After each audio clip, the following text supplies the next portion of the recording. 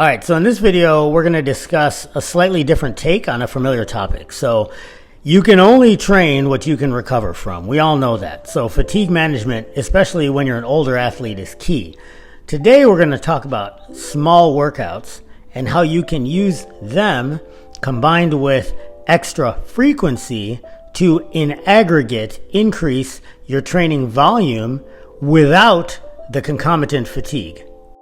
Okay, so before we move on any further, just to make sure we're on the same page, we need to discuss some strength and conditioning basics here, specifically intensity, volume, and frequency. What are those? What do those values mean? All right, let's start with intensity, okay?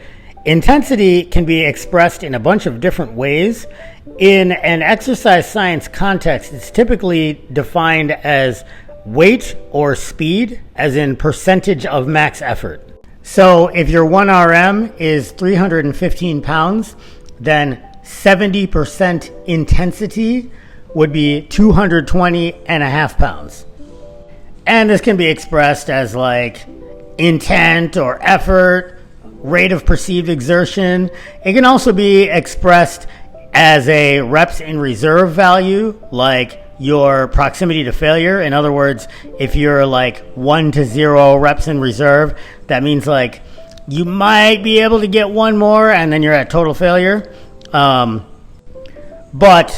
for a numerical value, it's generally tracked as percentage of max effort, and then whatever that max effort is, given a speed or a poundage, you calculate the percentage based off of that. Intensity is important because acutely it drives a lot of fatigue, particularly neurological fatigue.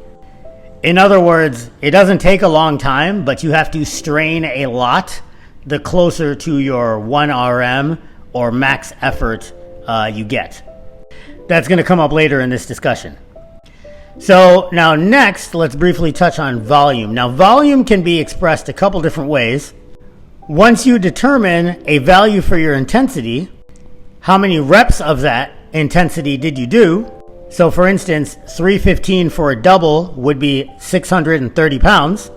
And then how many sets of that did you do? If you did 4 sets of 315 doubles, that would be 2,520 pounds, 2,520 pounds. Now, if you really want to nerd out and get in the weeds, and depending on your sport, you may have to, like track and field, weightlifting, things like this, you can, or even really bodybuilding, you can get into the concept of effective reps. You can get into the idea of work, as in distance, the bar traveled, which does add to volume in the context of this discussion, because it does add an additional fatigue component. But we'll keep it simple for now, for the sake of this video, and just talk weight, load, intensity, times sets, times reps. Frequency is probably the easiest thing to understand. It's just iteratively how many times do you do the previous two, right? Depending on how you want to track it, you could say frequency is how many times did I train legs this week? Or you could track it how many times, like let's say there's a specific exercise that's particularly fatiguing, like deadlifts, for instance. You could say, well, normally I do pulling twice a week, but I only deadlift with once every other week frequency. So we have to begin with intensity because, number one, that's going to give you an idea of how hard and acutely fatiguing the training session is going to be. Not to mention how acutely dangerous it might be, right? Because the heavier or harder you go, you expose yourself to greater potential for injury. Then that intensity value helps to define our volume equation, which gives us an idea of the total workload per any given set, per any given group of exercise, per any given session, single session. And then frequency gives us an idea iteratively of how many times we're going to accomplish that workout, that activity, that session in a given time period, be it a week, a month, a microcycle, a mesocycle, however. This is why tracking is important, folks, because if you keep track of these details, as well as how they integrate into your day-to-day life, like your work schedule, your sleep schedule, family activities, your diet, you can accurately anticipate how costly certain things are going to be. And that's important even if you're just the casual gym goer for sustainability purposes, because it's real easy to, have some good momentum going with your training and then do a little bit too much and then have like just a little bit too stressful a day at work or a bunch of family things or maybe some travel, something that kind of pushes you over the limit fatigue wise. And then all of a sudden you cheat on your diet or you oversleep or you skip days or you get hurt or, you just kind of get burned out and don't feel like training anymore. And that's almost the worst thing, because if you get defeated in your head, then it's all downhill from there. The whole thing's going to unravel. So that's where these small workouts come in. Sometimes you really want to train, but you've kind of already had back-to-back really good, really stimulative, but also pretty fatiguing training days. So what do you do then? For instance, this week, I had a okay pressing day. I was a little fatigued, but I went into it anyways, ended up all right. And then I had a pretty decent pulling day, back to back. Now, if today was a weekend, I might have just gone ahead and done a full lower body training session and gotten some extra sleep, eaten some extra food, and it would all come out in the wash. But since today was a work day and I had a full day of work ahead of me, I wanted to save some in the tank. So what did I do? I did a small workout.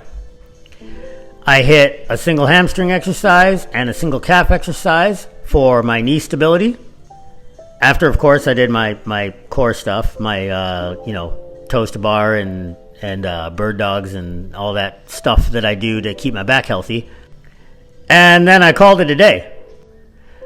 What that did is it allowed me to get in a little bit more training volume and iteratively one more lifting session, albeit a brief one, without accruing a massive amount of additional fatigue, so that over the weekend, assuming that my pressing and pulling muscles recover, I can train those again, I could train some quads, I could do some extra conditioning, I could do a whole bunch of things.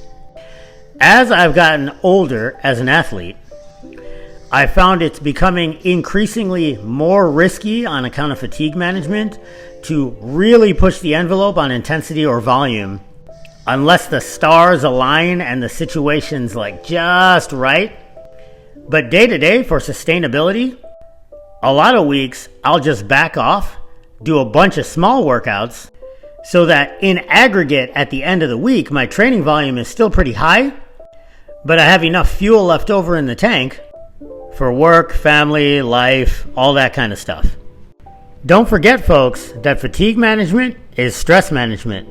And stress management is important because all those things, they go in the same cup.